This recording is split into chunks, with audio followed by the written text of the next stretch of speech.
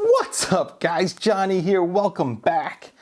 Today I want to talk to you about my 3-inch racer, my new 3-inch racer, and that's the Doberman Pup by Detroit MultiRotor. Now, if you guys remember maybe from a few weeks back, I shared with you my experiences of building with the Mach 1 Mini from Race Day Quads. And if you remember from that video, things did not go quite so well for me. Basically, I took it out flying. I went to a dome that lets us fly indoors. We fly on top of field turf. There's quite a bit of rubber in the ground, but anyway, I hit a gate, I hit the ground, my very first crash in that build, and I broke one of the arms. And if you remember from that video, I talked about, you know, what I was looking for in the next product and the next frame that I was going to fly with. And I also mentioned it was going to end up being this build here from Detroit MultiRotor. Now, what I did is actually took all the components out of this guy here, the Mini Mach 1, and I transported them over to the Detroit MultiRotor Doberman Pup. And I kind of want to share, you know, my thoughts on this, how it compares, just the building experience, the looks of it, overall build aspects of the two, and so far how it's been holding up for me. So the first thing you're probably going to notice is there are no broken arms. These props are pretty banged up on here right now, but none of the arms are broken. So first, the thing I really liked about this build, and I mentioned in that video, is this 3-inch build actually has separate arms. So if somehow I do break one of these 3-inch arms, I'm not out with an entire bottom plate like I am here with the Mini Mach 1, where once I broke an arm, I had to replace pretty much everything, rebuild the stack, the whole deal. With this build here, it's a lot simpler. I can just take off an arm like I do with all my 5-inch racers, put on a new arm, and I'm ready to go. So I know that's not very common with 3-inch builds out there, but that was something where there are options with 3-inch builds, so that made this build really appealing to me. Another thing is that if you look at the size of these arms, they're 2mm wider than the arms are on the Mini Mach 1. So something like this, when I have a crash and I break an arm, it should be a whole lot harder to do with that extra width, that strength of that carbon. Which is something that I could really use, especially if it only takes one crash, which I get it. You know, the wrong crash is going to break things. But so far, I'm happy to report I've been flying this thing a whole bunch in that same dome. I've been crashing it plenty, and so far, the frame is good to go. There's been no issues. The carbon still looks great. The build is really holding together. I've been really impressed with the durability of this one compared to this build by Race Day Quads. Now, something else I want to talk about is what does the all-up weight look like, right? So the added hardware to mount these arms, the extra thickness of the arms on this build, you know, surely you must be losing something in the weight department, right? But if we grab that scale and we put this on the scale, you'll see it actually weighs exactly the same as this did. This came in as 240 grams all-up weight with a 650 milliamp hour 4S pack.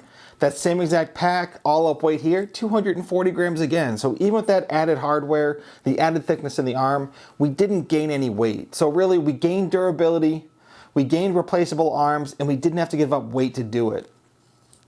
Now, that's not really the only difference. If we look, you know, this was a stretched X configuration, which I did really like. You're running a true X configuration in here with the Doberman Pup. Not only that, but the way it's put together, you have this, you know, long middle body, which makes the build, I think, a little bit simpler because you have more room to work with the camera. When I built a camera with this guy with more things compacted in the middle, the camera would kind of bump the stack and you were really constrained on space.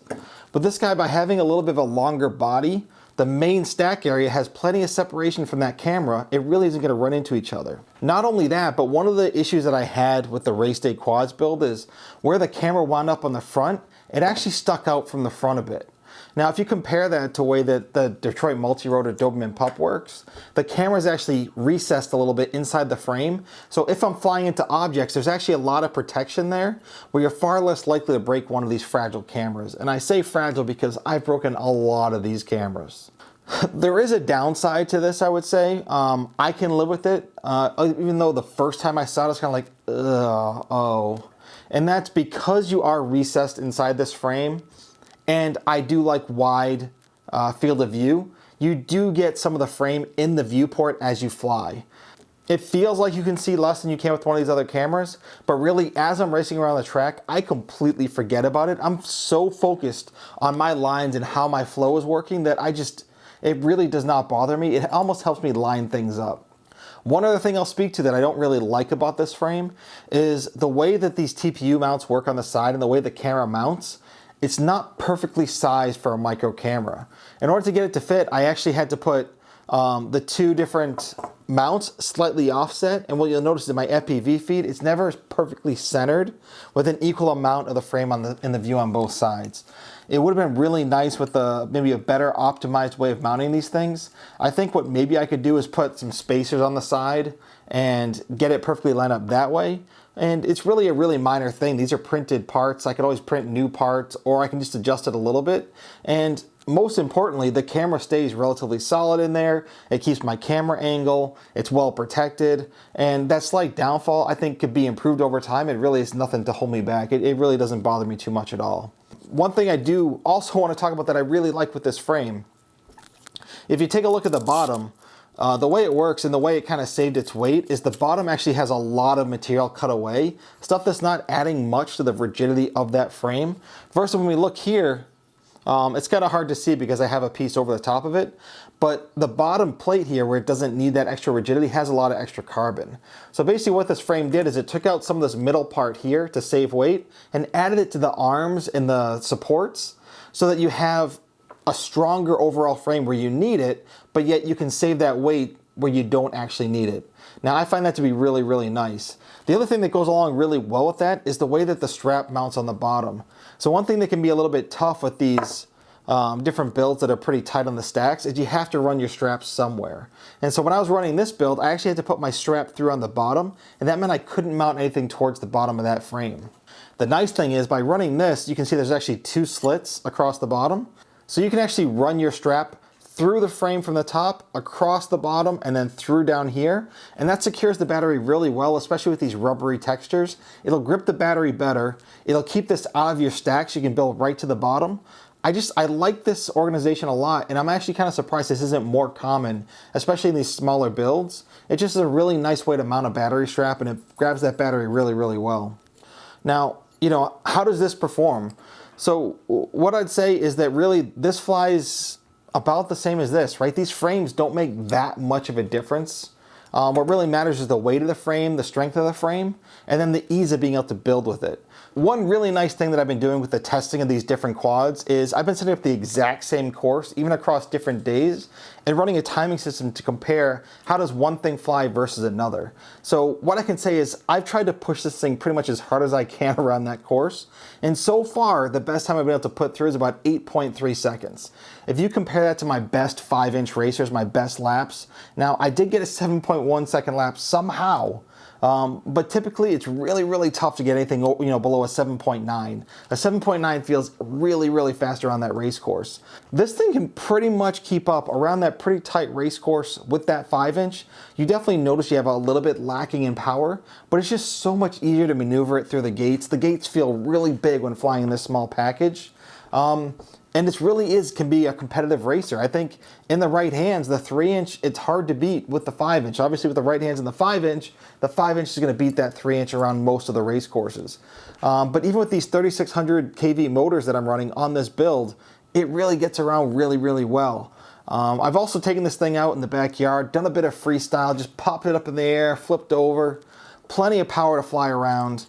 Overall, the build went together really well. I'm happy with how everything fits together. One thing I would say though is I do think that 20x20 stacks are the right stacks to go forward with when you're running a 3-inch or smaller. So this is a 20x20 stack. It does have 20x20 mounting. It does not support 30x30, which I think is perfectly fine. I think that's the right way to go.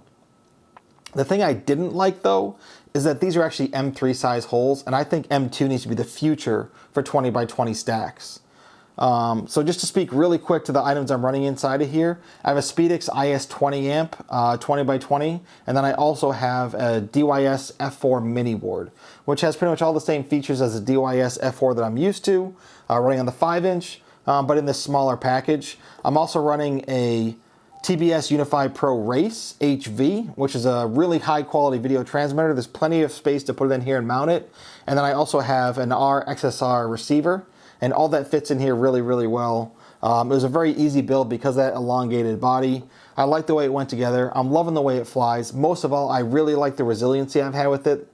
the strength of that frame, and most of all, just in case I do break something, these replaceable arms should really come in handy.